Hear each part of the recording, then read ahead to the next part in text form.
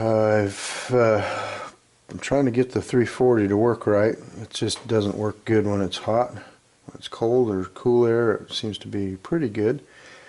Working on two theories next. One is, buddy asked me, Ken asked me, he says, hey, when you put your intake manifold on when you rebuilt this, there's the heat crossovers. Did you put the blocks in there, any blocks in there or not? And it was 1989. I don't remember what I did. I don't think I had a clue what that was even about. So I don't know. So part of the thing is we're going to pull the intake off and see what kind of blocks there are and see if I'm getting too much heat up into my intake manifold. It's a good theory. But the other thing is about timing chain. So I was looking on YouTube and somebody was saying, hey, this is how you check your timing chain stretch on an old push rod motor like this. And so I'm going to do that, and I already did it once, so this isn't quite new. But the thing he said is things get quote unquote weird when things get to be about 7 degrees in this test. 7 degrees of, I guess you call it, stretch. So what you want to do is pull off your distributor cap, because we're going to be watching the rotor and see when the rotor moves when we back up the timing chain. So what we'll do is we'll bring it up to top dead center as just a reference point, so we can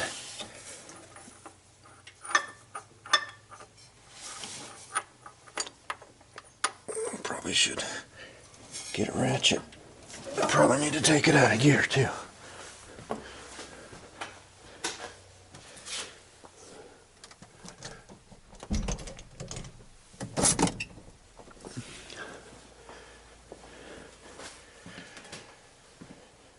We'll roll this guy up to a top dead center mark so we just have a reference.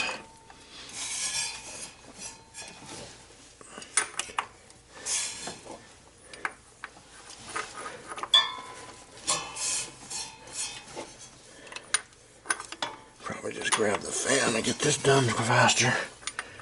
Here we go. Okay, so I go to top dead center. So I'm about, actually, since I just rolled past this, I'm going to go to 5. Oh man, it's so tough to get right. But this will give you the idea. So I'm about 5 to 7 beyond. Then what we're going to do is turn it backwards until the timing chain starts rotating the cam. That'll give us an idea of how much backlash there is.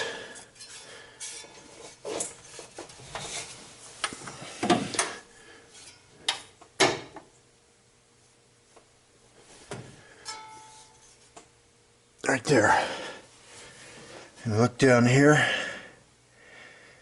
and I'm about 7 or 8, well, probably, yeah, a good 8 behind now. And so I've got about 15 degrees of chain stretch according to this type of measurement. So there's a chance that that's causing some of our problems for running this old girl. Don't really know. And so we're going to change the timing chain anyway. Since I'll have the front end of the motor off, I'll work on those crossovers, and so if it runs better, I really won't know which one helped. If it was the timing chain or if the crossover. And I guess it doesn't really matter. If it works better, I should be happy, right? Not really knowing what caused it. Something I just realized is I can do the timing chain without the intake. For some reason I thought the intake came across the top of the timing chain cover. So it just hit me once I pulled it out. I went, huh, maybe I can do one at a time. So I guess I'll go after the timing chain and do it. Do some experimenting and see if we see improvement or not, and then we'll go after the intake. So I didn't have to take off some of my wiring and carburetor and stuff for this part of the project. That way I can differentiate between the two variables that I'm trying to understand. So some of you may say, well, you get this far in, you might as well finish it, but I think I want to do one at a time. It's not that hard to put top end back on. They're just carbon wires and stuff. Kind of start seeing what we're looking at. This is after it's been backed up, so that's how much play there is in that system. Alright, well, after some thinking about this a little bit, I'm going to, I think the way we're going to approach this problem is I'm going to measure the diameter of our damper, put some tape around it so I can get an idea of how many degrees per are around it. I'll probably just use measurements, and then from that we'll pull a valve cover, and then what we'll be doing is looking for the clearance, see if we can get the, of course, the crankshaft centered, or to top dead center on number 1, I should say. Know where that is, and then we'll start looking for the cam based on how much cam or timing chain stretch we have today. I'd kind of like to see how much retardation of the cam we got or not, and then we'll pull this timing chain set, put on the other, probably go straight up, and see how it looks. We're going to be judging it off of the valve clearance to the piston, hopefully, and then see if we can advance it. If we can advance it, we will. Go at least as far as I got for my little timing chain set from Cloy's. That's the plan for the day. Don't tell my wife we're working in the kitchen here. I'll try and protect everything. So I'm going to use millimeters because I don't have to deal with fractions. Printable-ruler.net is my friend today, apparently. They're the ones that had some printable rulers. That's what I'm going to use. So we're going to tape this guy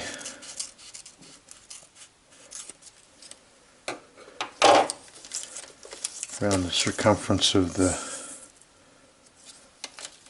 our damper. We're going to use this as a timing wheel instead of using a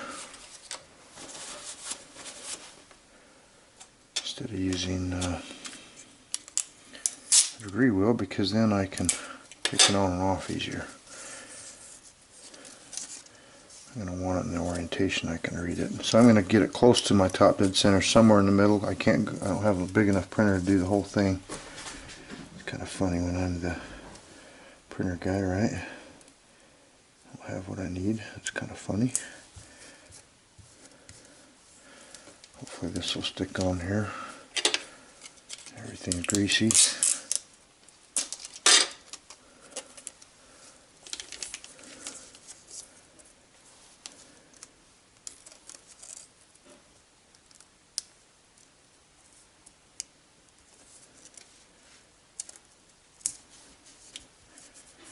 Good old Scotch tape.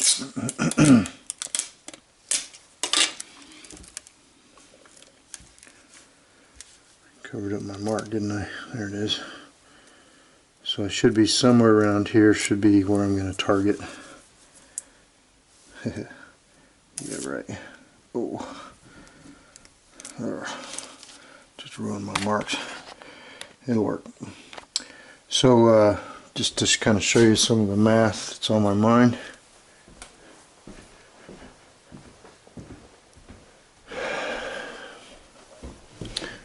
Measured the diameter of this guy to be about 7 3/16. So converted that to millimeters, that's 573 millimeters roughly, and so do a little conversion, is it's about 0.6 degrees per millimeter when I get going here. And so what I can do is I'll just take a measurement off of the pointer that we'll put on it, and then it'll give me an idea how many degrees we are around the circumference of this guy. See how it works. So something just to think about when you're doing this is, I was rolling around the top dead center of the compression stroke, but we actually want it on the end of the exhaust or beginning of the intake stroke, that top dead center. So your rotor will be pointing opposite from number 1 when you're in this condition. Now, I have not played before with a piston stop. I got this from Amazon, and through Amazon, And so I'm going to rotate the engine partially, probably clockwise, put this in, and then I can bump back into it. We're not interested in the cam yet, so it doesn't matter which way we rotate, considering our slop and our chain. And then I can rotate it back around and bump it the other way, and that way we'll be able to mark, you know, what is the middle of top dead center on our made up printed off degree wheel. So we'll see how that goes.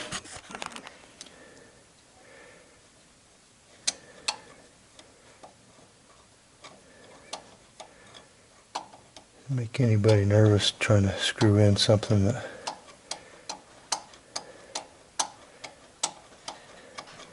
apparently I'm a lot further down than I thought I was. We're going to be bumping stuff into this piston today. Does that seem wrong to anybody but me?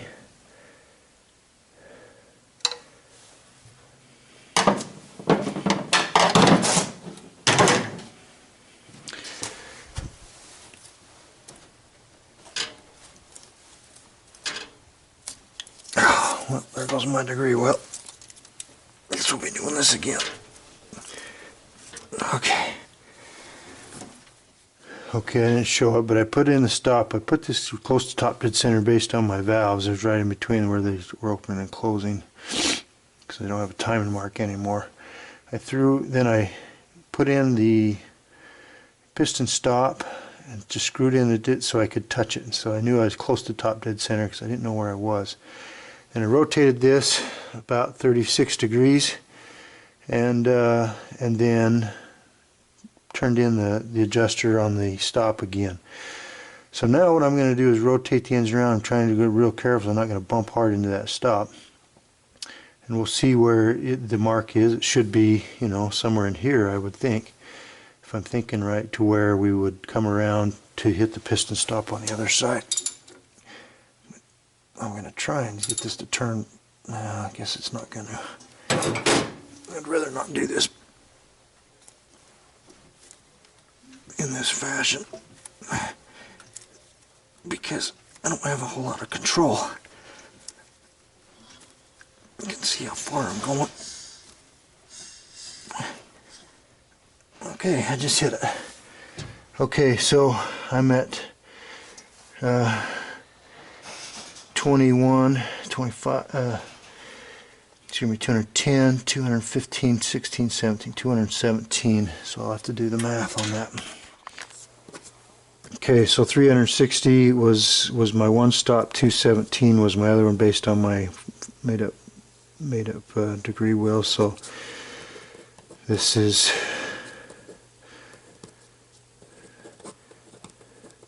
all longhand. You get to see me do this.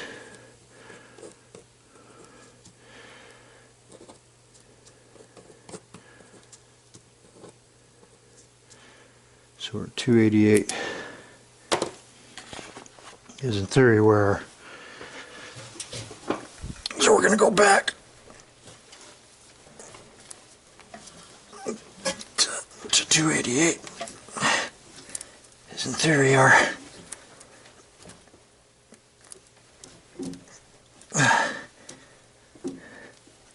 First of all, you need to be careful with what you're doing. Don't do it like I did it. Okay, so my other stop is 114,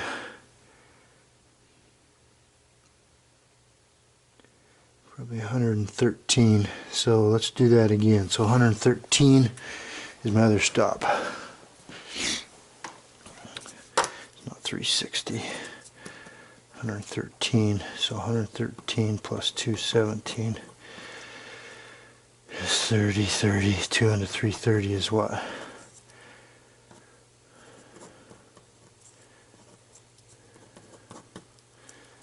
Alright, so we're at, sorry, I didn't finish that. 2 into 330 would be 165. If I did that right, I'll check all this. We'll see if it looks about right.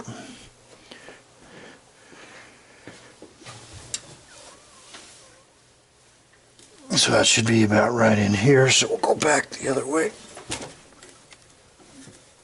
Oh, actually, I need to pull out the stop now,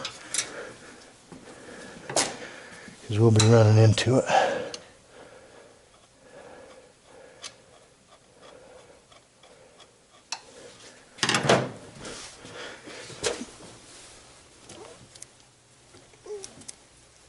.165 is my top dead center. Yeah, it's hard to get to 165. Make sure this is the tight side of the chain. It's where it rotates, and so don't pull it the opposite way for your start to steady the valve. So now I'm going to see if I can compress those valves and find out how much clearance I got. We're going to find out from that is how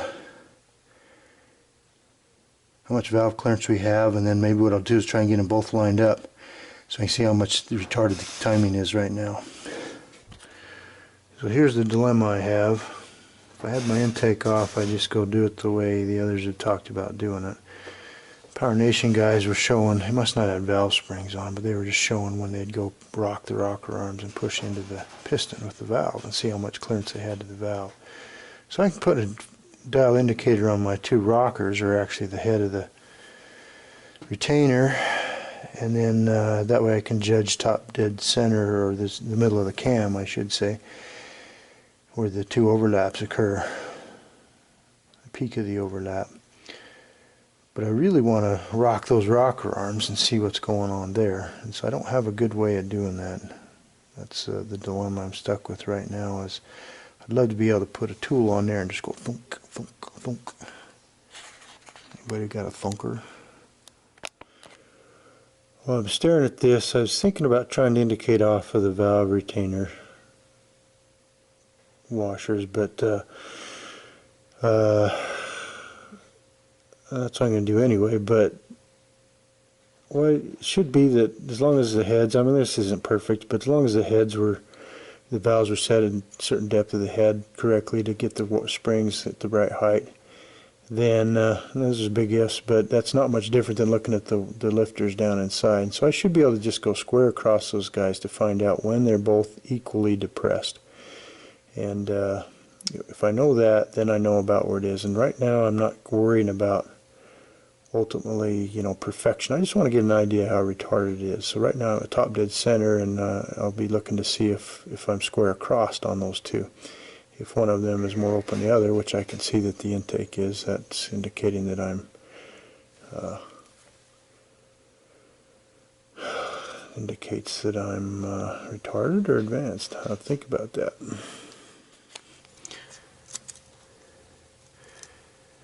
So I've got a straight edge here. It's actually pretty darn close. It's interesting. So that's not obvious to me that I'm retarded at all. Looks like I'm about straight up. I feel just a little tiny bit of rock. Maybe get a feeler gauge and see what that is. So I think I'm about 7 thousandths. The intake's ahead of the exhaust. The measurement I just did isn't really any good, because if I don't know what my baseline is, so we're going to rotate it around, put it on the other top dead center.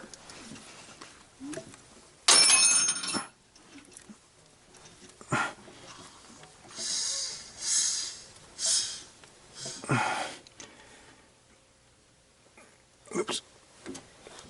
I don't want it to be pulling that tight. That's pretty close.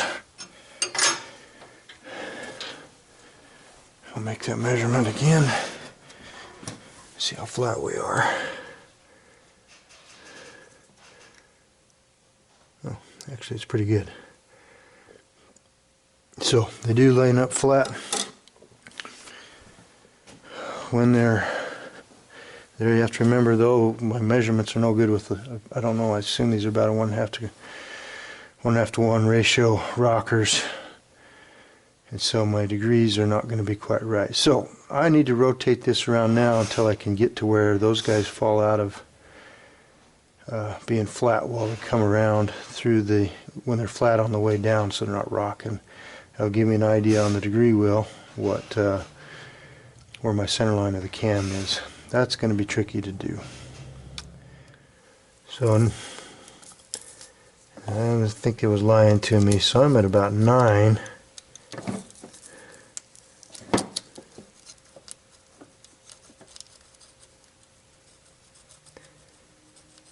Eight. So I guess where I was not much different than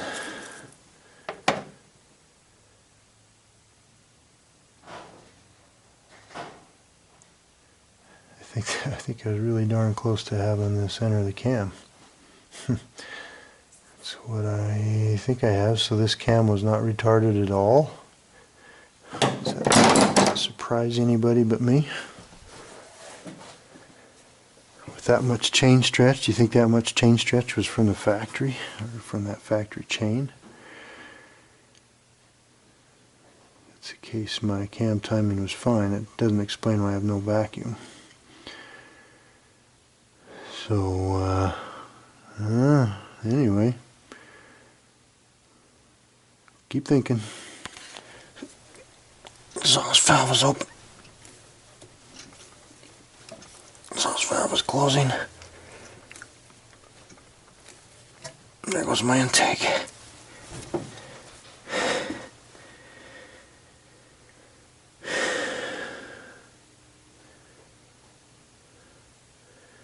Kind of tricky to find the center of that cam.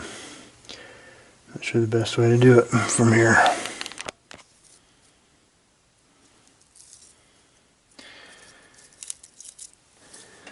Kind of weird to think about this stuff, but so holding that good. So this is my 9. I'm probably about there. So this is when I think the delta is between my intake and exhaust valve is the same as when it's not on the exhaust stroke. So they're both, my exhaust is closing, my intake is opening right now. And I'm at about 6 millimeters, so we're going to go in and calculate what the degrees are. 6 millimeters before my 165. See if we can make some sense of that, see how many degrees that is. Wait a minute, 6 millimeters.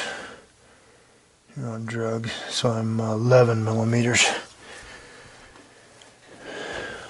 11 millimeters before is where it is right now. Alright, so if I'm thinking right, then we were about 11.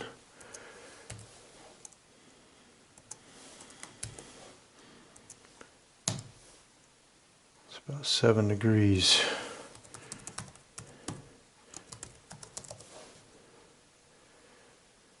And since the cam is, the intake is opening ahead of top dead center, that means that cam is advanced. Does that make any sense to you guys? I'll have to keep thinking. That's what I'm seeing so far. So I'm checking the logic. So if I rotate this further towards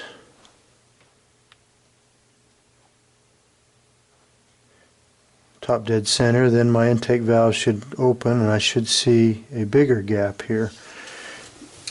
Does that happen? So I'm a little bit past top dead center. So I'm expecting now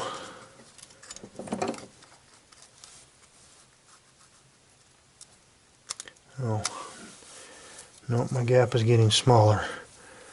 Okay, that means that my intake is not opening as much yet. So I'm actually on the other side of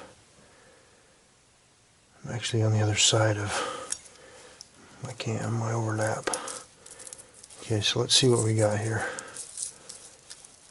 Maybe this is going to start making more sense to me. So I'm a little past where I was before, and I figured I had about 7. Yeah, I got less than 7. Down here around 3.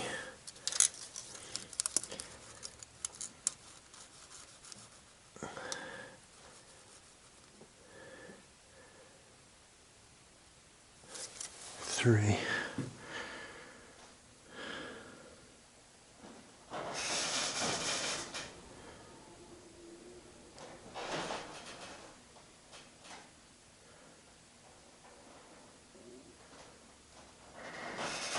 Should write these down. My table, so at about 160, I got about 3 thousandths.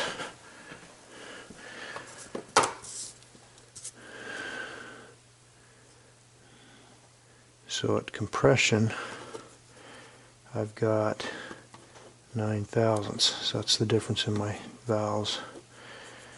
At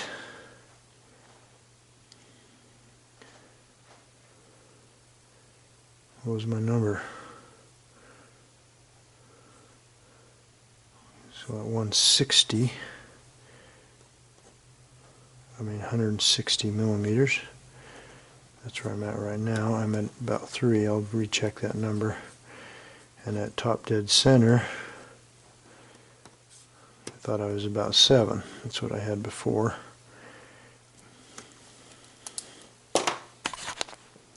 Turn this off so I don't have to show you guys how stupid I feel right now. I'm just going to try and track this thing. So at 148,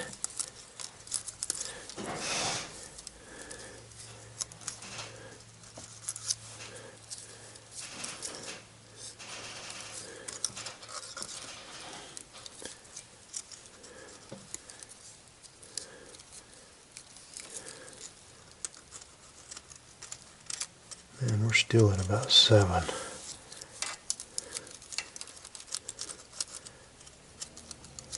Yeah, about 7.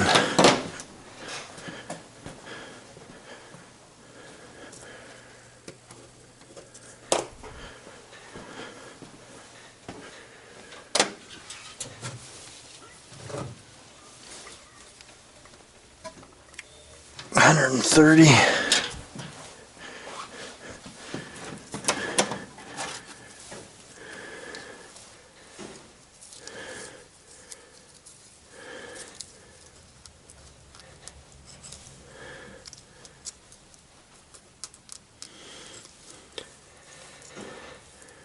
Okay, now my valve's opening. Okay.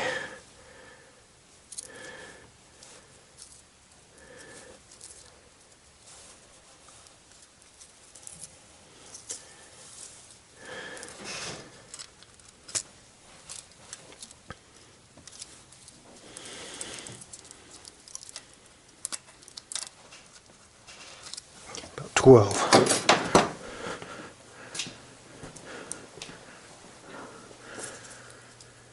30 millimeters, I'm at about 12. Okay, valve is opening. Intake.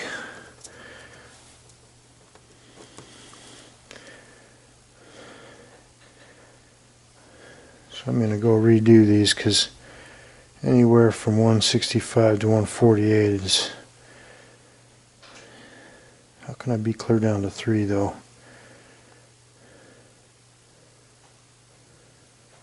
Need to think about this. Okay, so at this point I'm on the compression stroke. I'm measuring about 7. It's kind of hard to tell, 7 to 9. I'm going to call it 7, I think, is what my difference between the exhaust and intake valves are. The exhaust is sitting higher than the intake by 7 thousandths. And so I'm going to now spin it around until the exhaust starts to, it's going to open and it's going to start closing. That's why I'm going to take a number of measurements in there, because then I should be bridging across. And so it makes sense that I have smaller numbers. So let's go. Oops, go the right way. Okay, so here goes my exhaust. Here's where it starts to open up. I'm going to stop right there. Wow. Okay, that's actually real close to top dead center. I didn't even see the intake start to move. Let's redo that measurement. So that's 168 millimeters.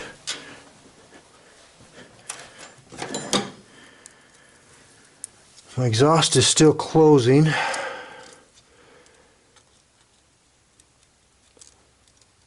Oh yeah, because now I have a gap on this side, so my intake has not started opening yet. Okay, I don't even want that number yet.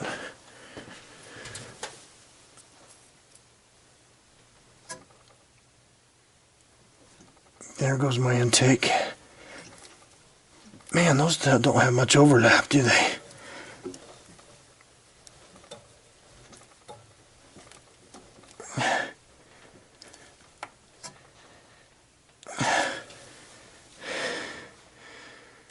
Clear down to 150. I haven't seen my intake open yet. There it goes.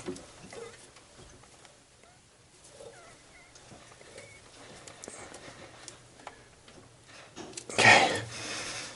Start right there. So this is 184 millimeters.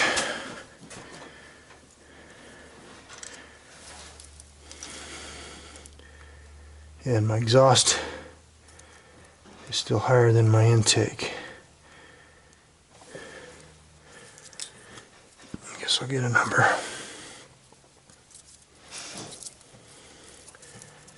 Do this left-handed now.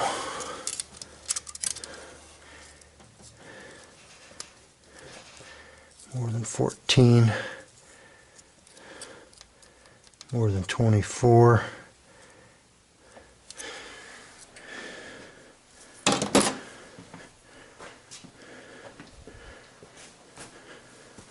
What was my number? 184.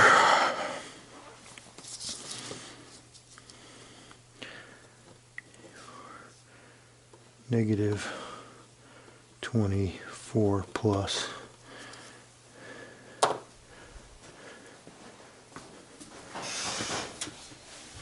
So now I'm going to go. Oh, that's my top dead center.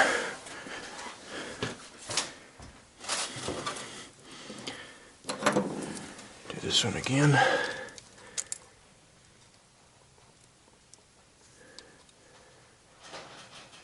Oh, I have to do this a bunch of times. I can feel the exhaust valve down until I get comfortable with my process here.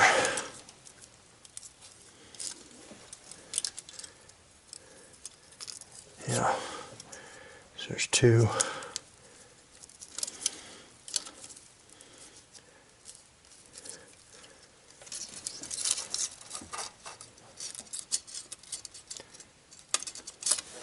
Four.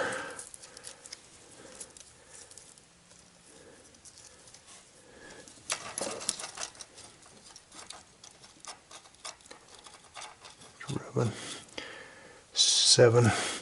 7 to the negative side. I wonder if I was reading that backwards. So top dead center, it's a negative 7. So in other words, I haven't hit my overlap yet until I get to positive 7, which last time I was about 148 was my estimate. Let's keep going. There's about a 140, 148 again.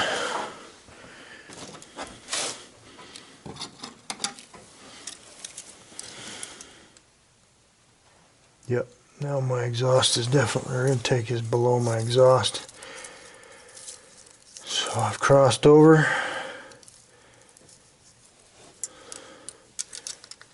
thought it was 7 before, so let's see how close I think I am to that.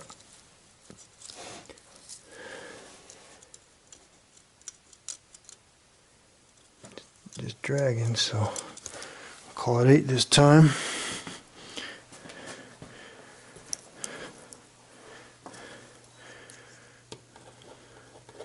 Second measurement. So somewhere between 165 and 148.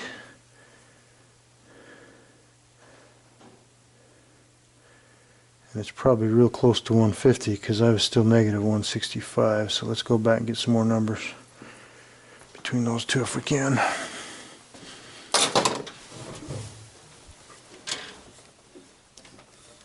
seem to be on the tight side of the chain. So let's see if, man, it's hard to get between those two. Well, there's a 160. I don't have that.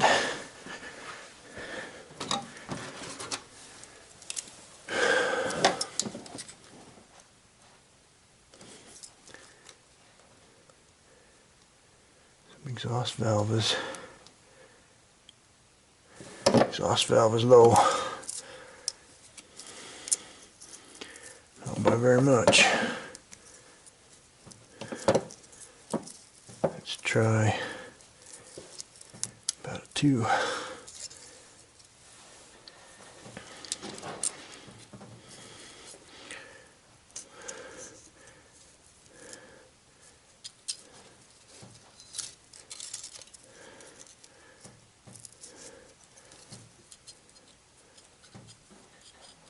Six.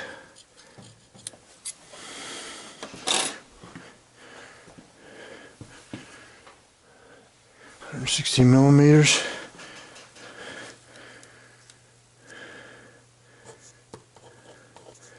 I trust this one better.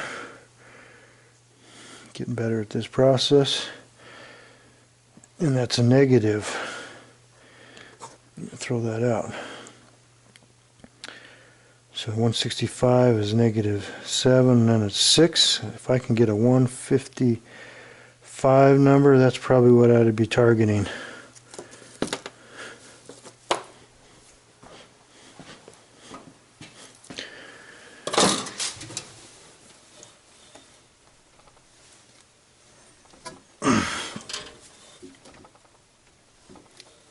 Ooh, 154, tight side of the chain.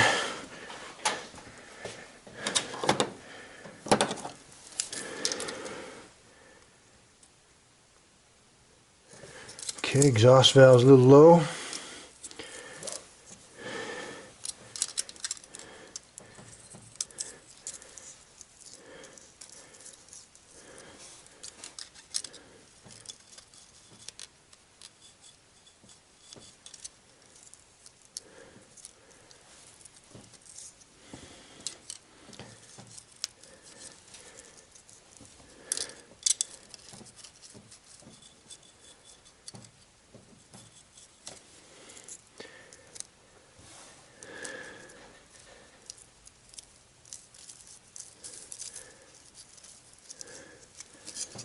Any sense?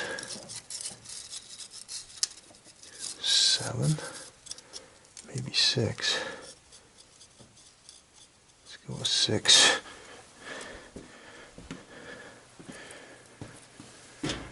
154. 6. 154. It's a negative. So I'm not really any difference between 160 to 154. Let's go get another 150. 150 I crossed over. Is that negative?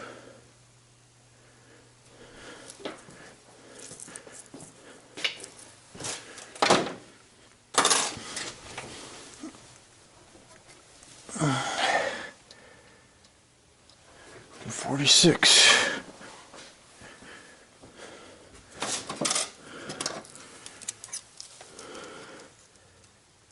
Oh yeah, I crossed over right there.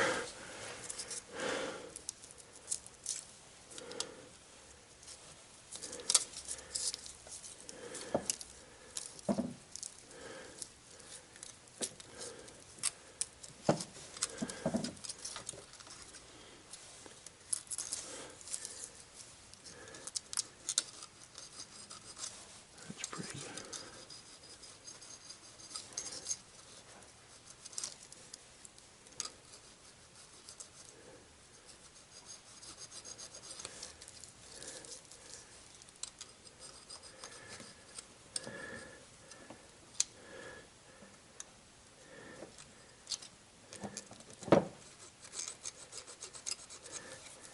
Probably 6.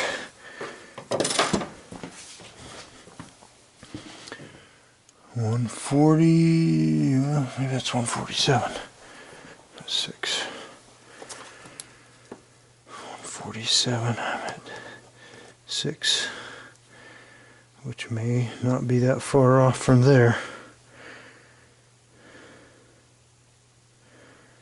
So between one, right in there, as I cross over, if I could get a 150, that's where I'd want to be. Maybe it's hard to park it there because it's the middle of the camp. I want to be on 150, right on the nose if I can get there.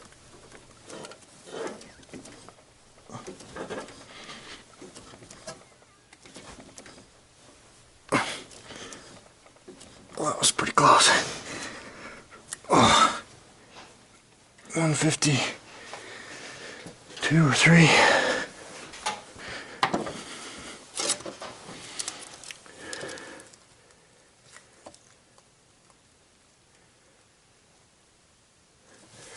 It takes down just a hair.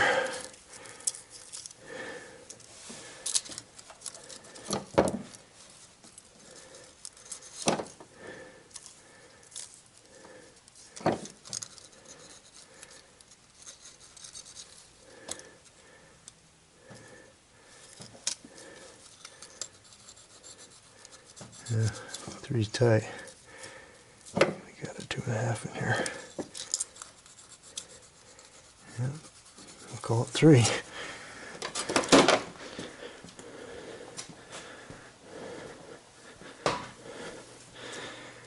What was the number? 153, I guess. 53 is about 3.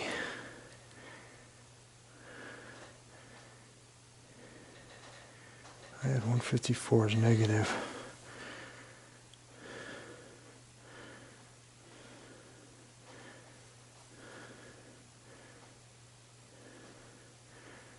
Is it possible to have jumped from there to there?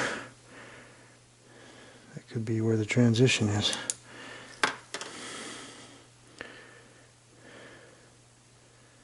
I'll probably do that, and let me get a couple more numbers. I don't believe that 154. I'm going to redo that one.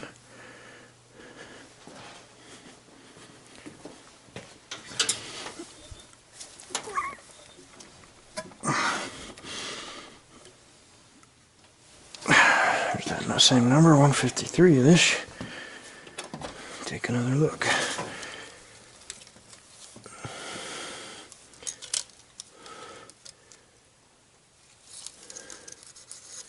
Yeah, it's dragging on 2.5.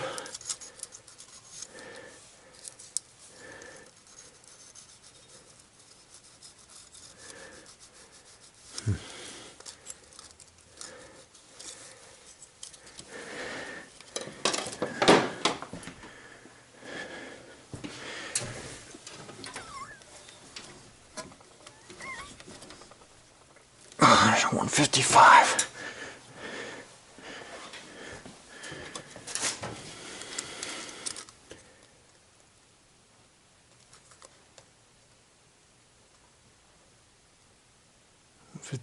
They are the same. Remember, that does not mean where the overlap is because the natural is off. So stuff's happening. 155 equals 0. So I'm looking for, when I get to be the same as my base clearance, 7 thousandths. Looks like about 148.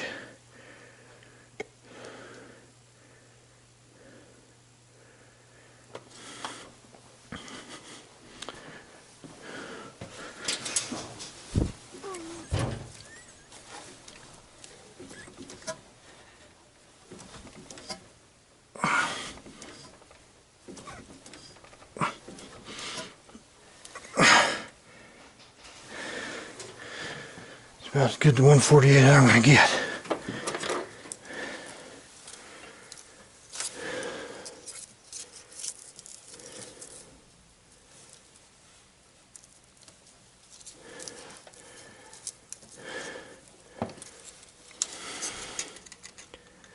A little rock there. Yeah, got some drag at 7.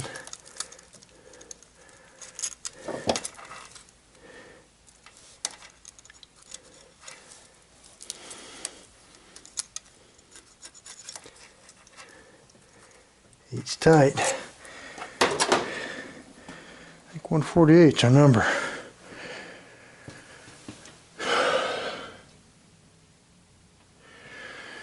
So that means 148. Okay, so this is making more sense to me now. 148 is my valve overlap, center of my valve overlap. So now we'll go in and plug that in and see what we see. That means it's retarded. I'm buying that better. So let's go see what it is. I'm going to put these numbers in too. Okay, so if I do 148 minus 165, I should have been at 165, but I'm not hitting my overlap until 148. That's after, so that's a negative number, so that calculates to about 10 to 11 degrees retarded.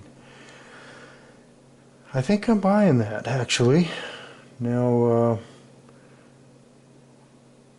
what I'm tempted to do is go see if I can figure out how to rock that rocker arm and get the valve to touch the piston at this place and get an idea about how much clearance I had on the exhaust side, because my exhaust side should be closer. Of course, I want to do that at top dead center.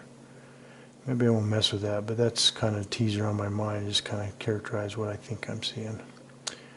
Anyway, I believe that. That's, I think, making sense. I'll plug in these numbers and just make sure that I'm getting these spots right, but I think it's about 148 is where the looks like I'm doing my crossover, and it moves pretty quick on that crossover. It's pretty close to millimeter, and maybe just a few degrees is where that crossover happens, of course, and then it kind of snaps. Okay, I'm probably going to redo some of this, but this is the logic that I'm coming up with. See if I can get in here.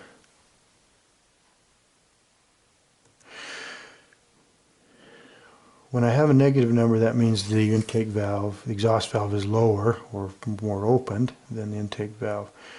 And so as I'm going 184, 165, 160, these are all negative values. That means exhaust valve is much more open than the intake. They're actually equal at 155, and notice I've got two different numbers there, almost the same, so I want to check those. 153, though, as I cross over from negative to positive, which is good, so I need to recheck that one for sure. I go from negative to positive. That 154 was an early, no, that was a later one. 148 is when I go back to being almost the same as my top down, my compression again. 147 is the same, so right at 148, 147. I probably should get another number past here, like a 140. I want to get a 140. And I want to check this 155. I may check them all, but the idea here is that right in here is where I cross over. And once the top position of the compressor cycle, the difference it matches with what I have there, that means that's when the valves are crossing over and they have the same default setting. That means that's where my position of crossover overlap occurs. So it's right in there. It's within a millimeter at this point. I'll probably go redo the numbers and make sure I feel good about what I've taken so far. Probably just redo a bunch. Anyway, that's starting to feel like I'm getting an idea. So what did I plug in here? 148. If it's 147, I just want to see what that does. How sensitive it is. Yeah, it's 10 or 11 degrees, so it's close enough within the window that we know we were pretty retarded on that cam. I think I'm buying that. Alright, so I think I've learned enough about how to figure out where that valve overlap is, that I can go ahead and replace the timing chain. I'll probably put it on straight up and see where it comes out.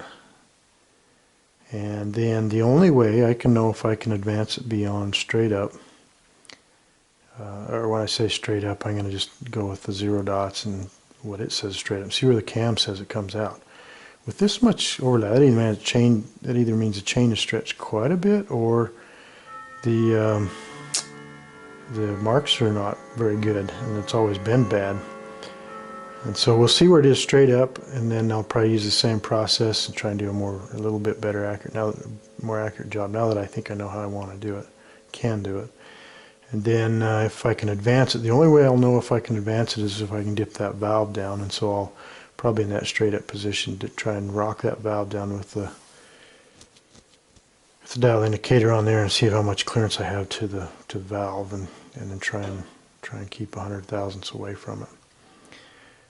And if I only have about 100 or small numbers, then maybe I can't do anything. If I have a lot of room, then I'll probably advance the cam, and then I'll check the valve clearance again and see if it seems reasonable or not that I can keep going.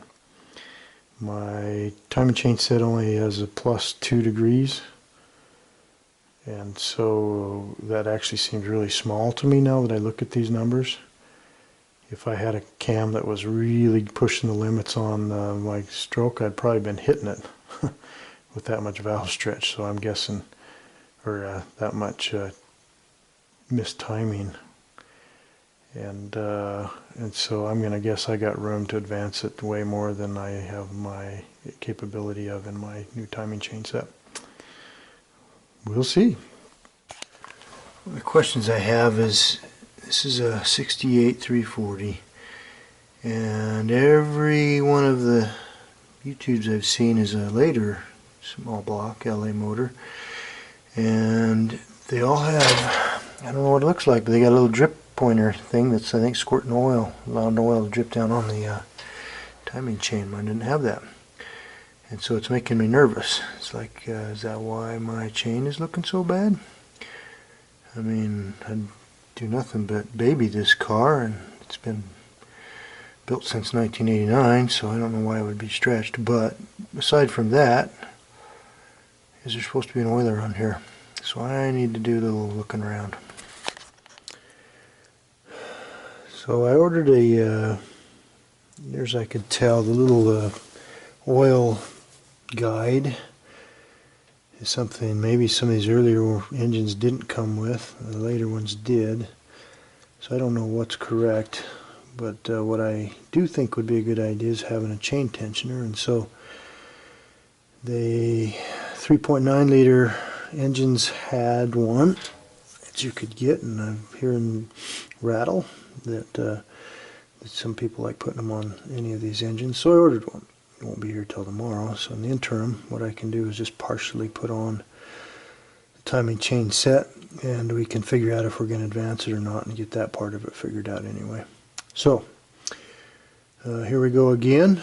What I think I'll do is start rotating around. It's funny, by the way, first of all, compare a new chain to that old one.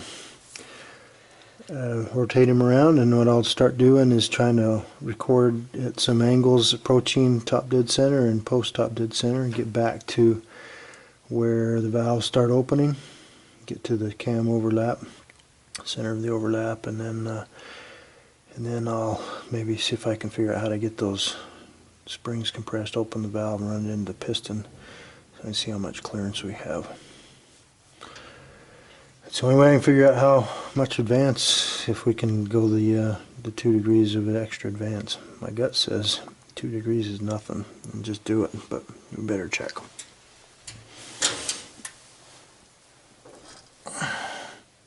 Oops.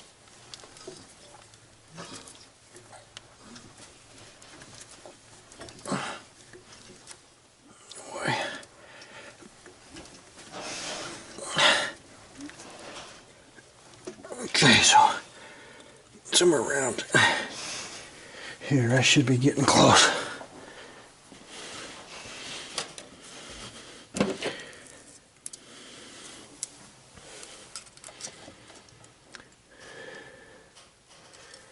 So intake valve is high by a lot, probably over 25. We'll start there.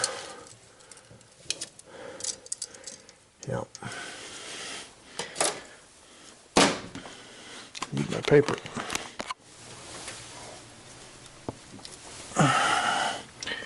$172.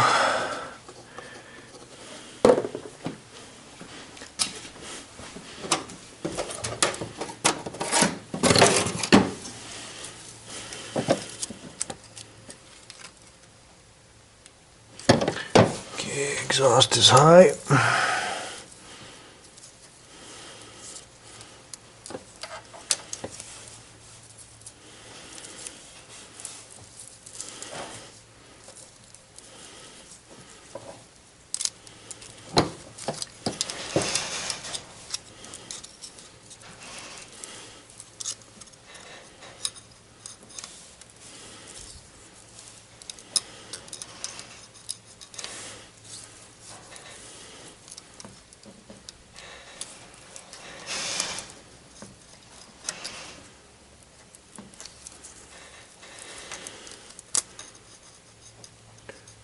Call it 12.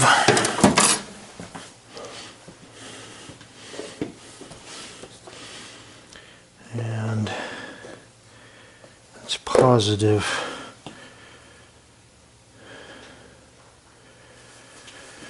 That means we've gone too far already. All right. Ooh.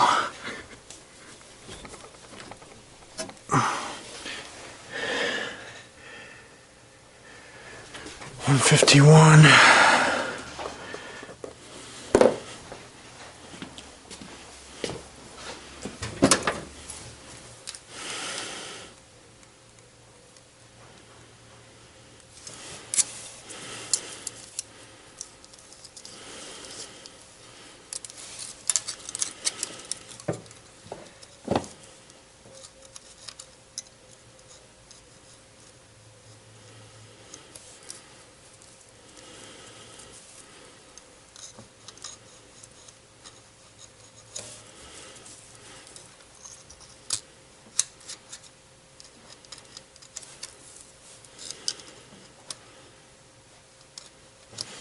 Call that 10.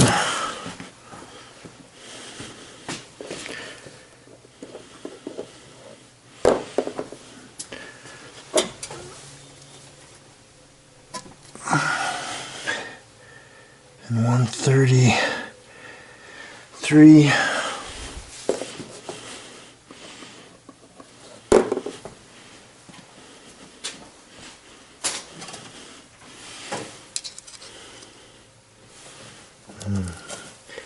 It's starting to drop.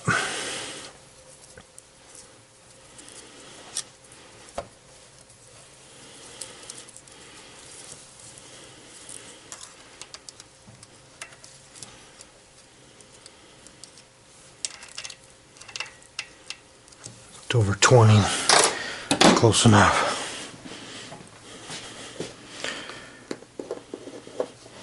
So I need to get back between 195 and 172. In theory.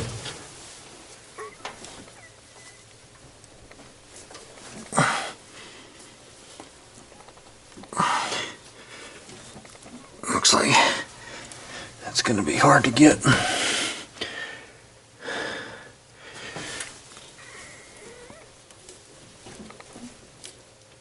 There's a 181.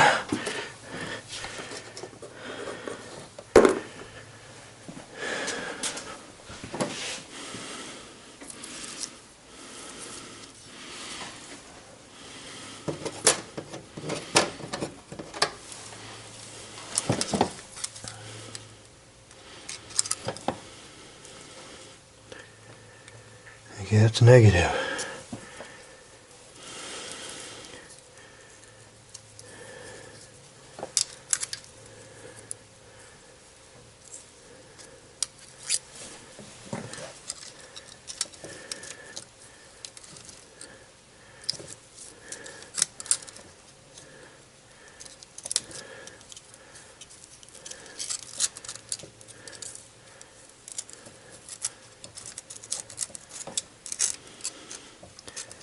.181. We're still pretty high up. Our exhaust is closed.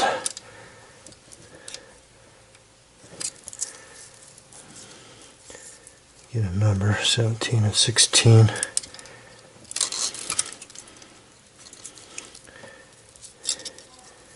.20 and a 21. 123. 23. 23 and 24. That's close. 23 and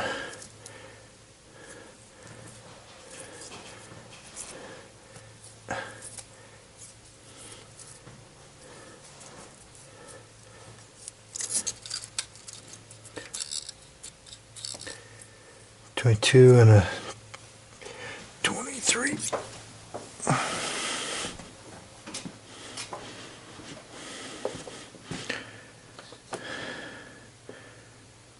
that make sense?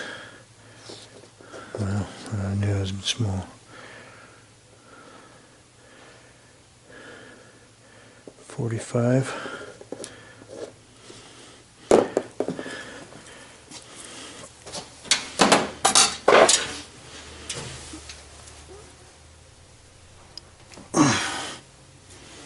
And 65. I don't have 65.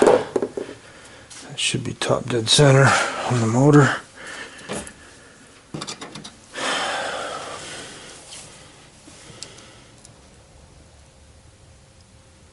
Oh. Might be something there, but I can't tell.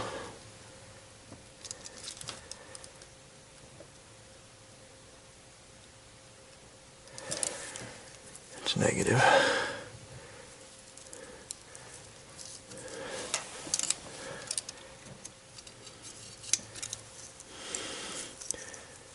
So it looks like it's about straight up.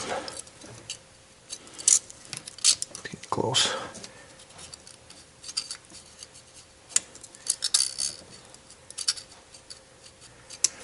Call it 8.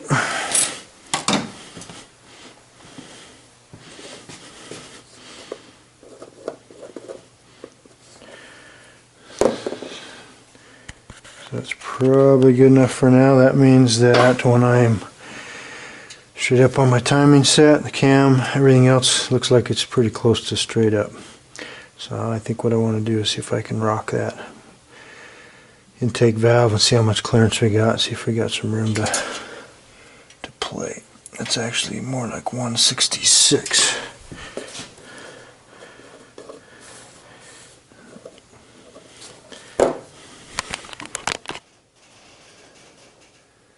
So what I want to see is if I've got 100 thousandths of clearance inside my valve set here at top dead center between my intake valve opening here. And I was just rocking on this a minute ago, and so we'll see if this actually works. Man, no matter what I do, that keeps moving. Tell me why. See if it comes back to 0 or not. Found that I can rock this with... You wouldn't do this with a nice set of roller rockers, would you?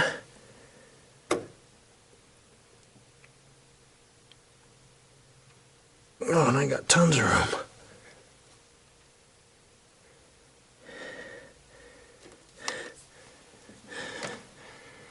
I'm not coming back to where I started, but maybe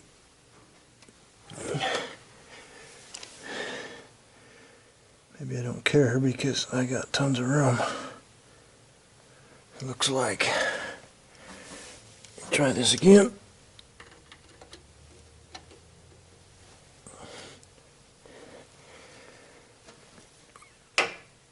$100, $200,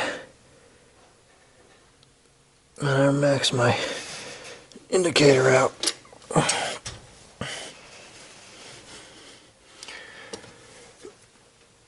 Notice that it seems like it's easy for these lifter to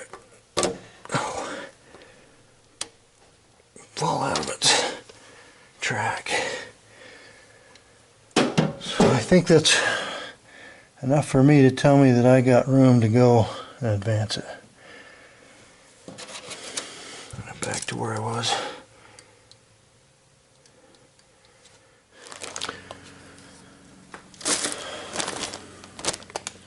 So I got a Cloy's chain tensioner. Guess we'll try that out and see we like how it feels. Somebody should sure clean this stuff up here. Kind of messy.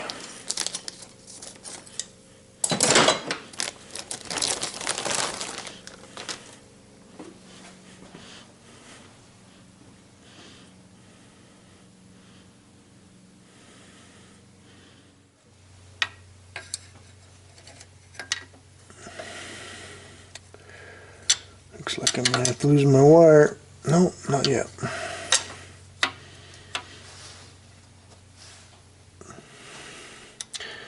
So as a reference point, some of these Mopars, or the dialogues that I was reading about, suggested that some of these holes had oil in them, oil pressure, and I'm going to judge that if you have a bolt with a hole, it should go into this one because that's where all the oil came out of. None of the others did. So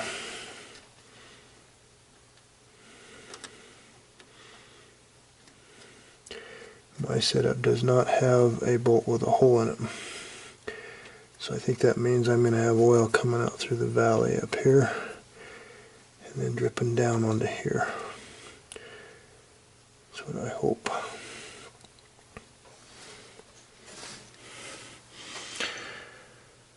Hope this is the right thing to do. So for our cam set, we're going to go ahead and put it on as advanced, and then I'm going to check a valve clearance by using the rocker arm test. And so I'm going to the +4, which I understand is 4 degrees on the cam, so maybe 2 degrees down on the crank. And I suspect I can go a lot more than that. Doesn't seem like I got a very big cam in here.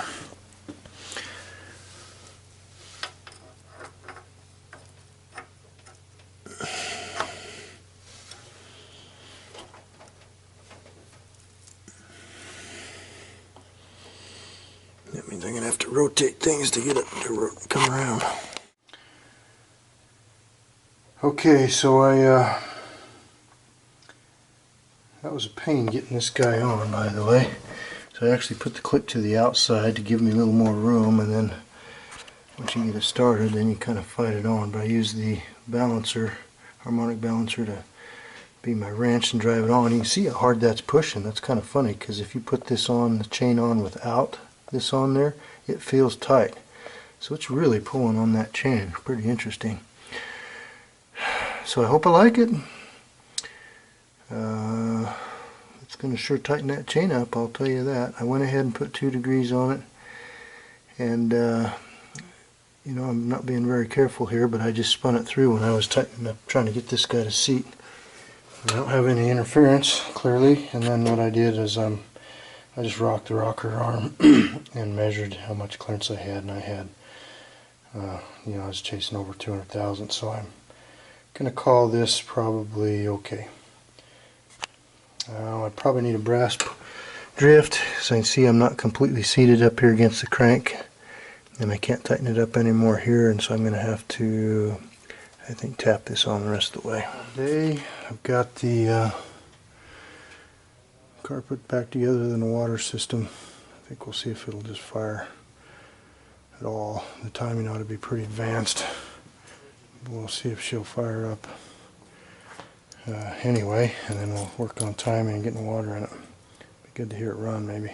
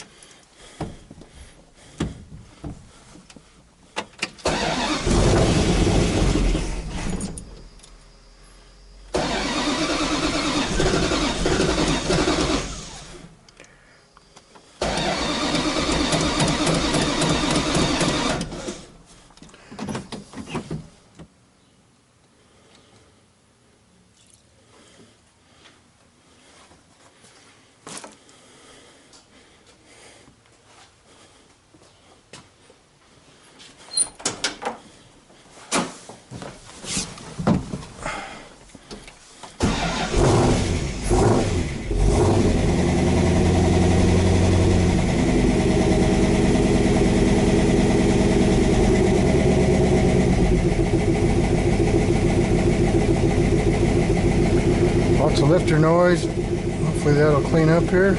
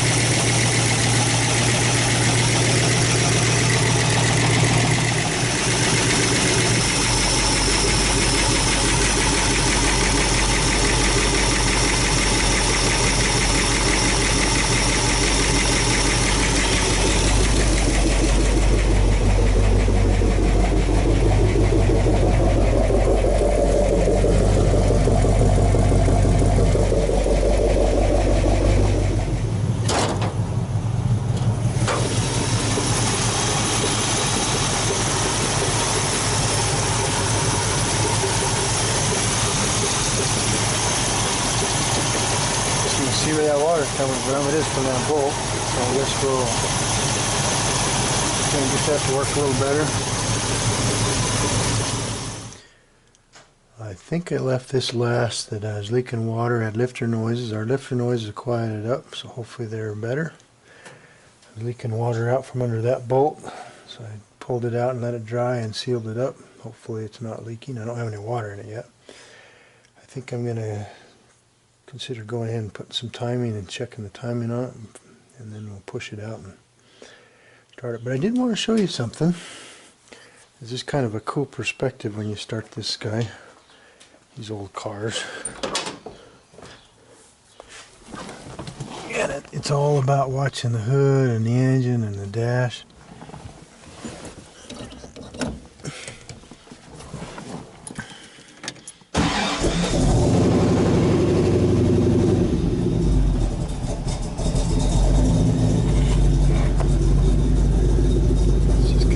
Seeing the engine shake, the hood into some shakes. I don't know. It's just fun seeing things shake, I guess.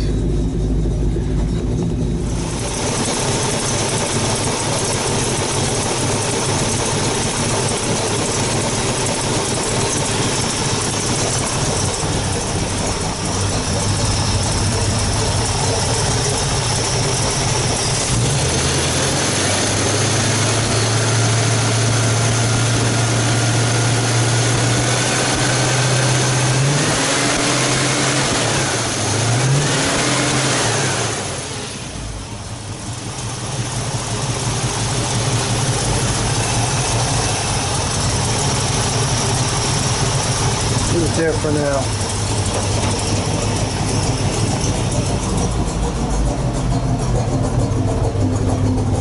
Sheesh. Looks like it has a cam, doesn't it?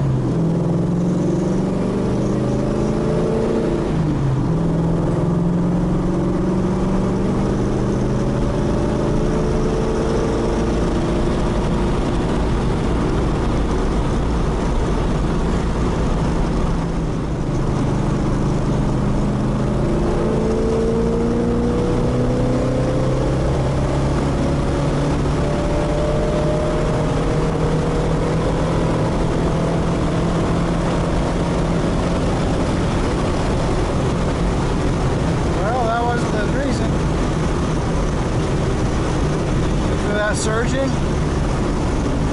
So, run the timing chain. Holy cow.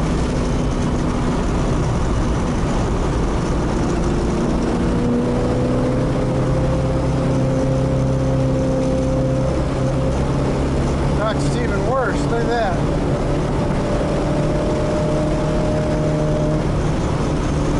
Way worse.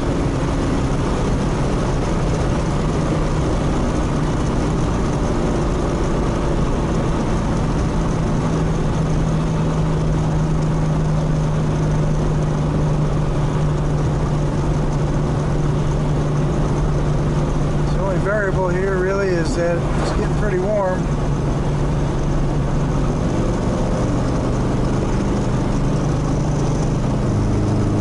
Look at that.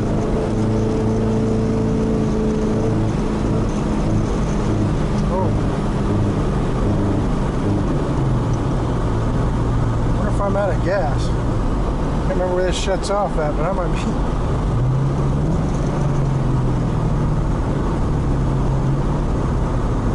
Might be out of gas. So I ran out of gas. That's what the deal was.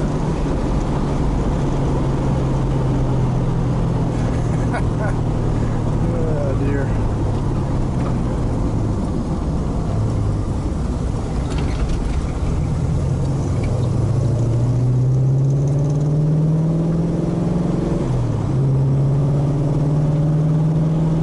So too early to tell on if we're did any good or not. That's exactly what it acts like, though. It acts like it's running out of gas.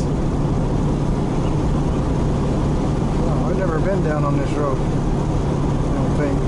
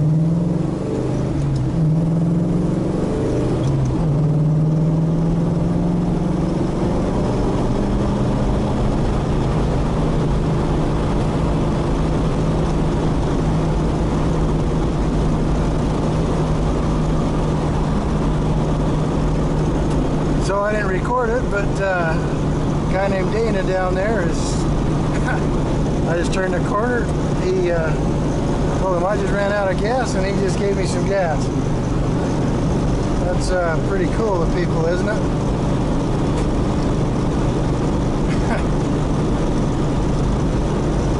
That's a little bit in part of what you get when you're driving something like this. People look at you a little bit like maybe you're not a complete problem child, even though you're probably raising some cane no matter where you go. I take the fish to work today, and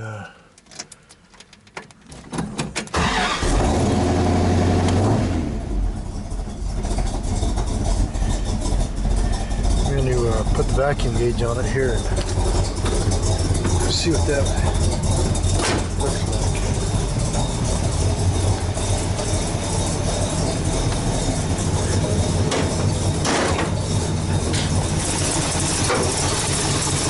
Check the water too.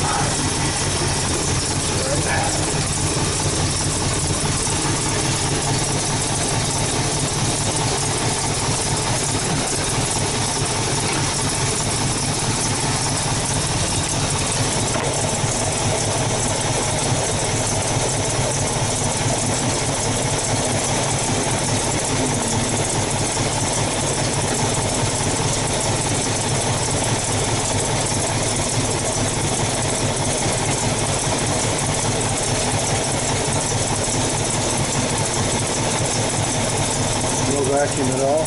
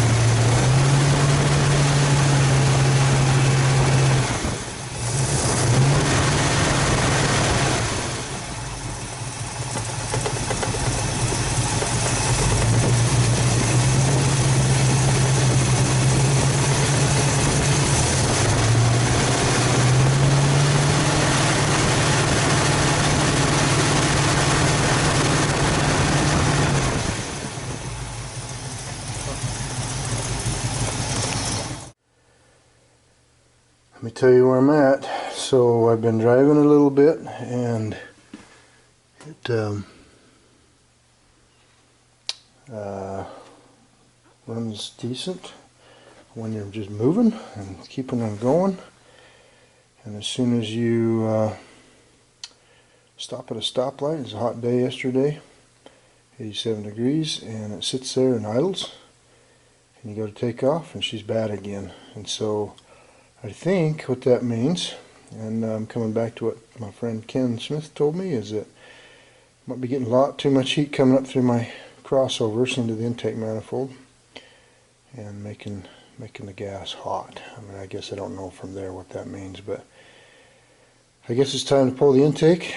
Timing chain gives me a signal, I think, of what's going on, but it certainly didn't solve my problem. So I think we'll turn out the water and pull an intake manifold and see how those crossovers look. Next best theory.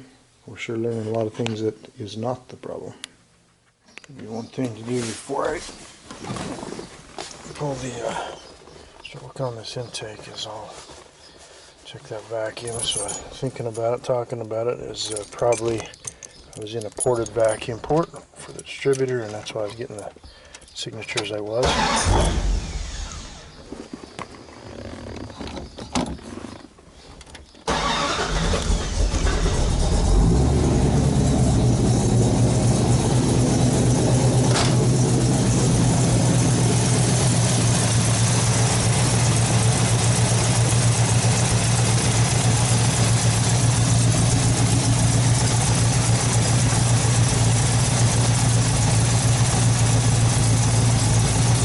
Still got really bad vacuum, doesn't it?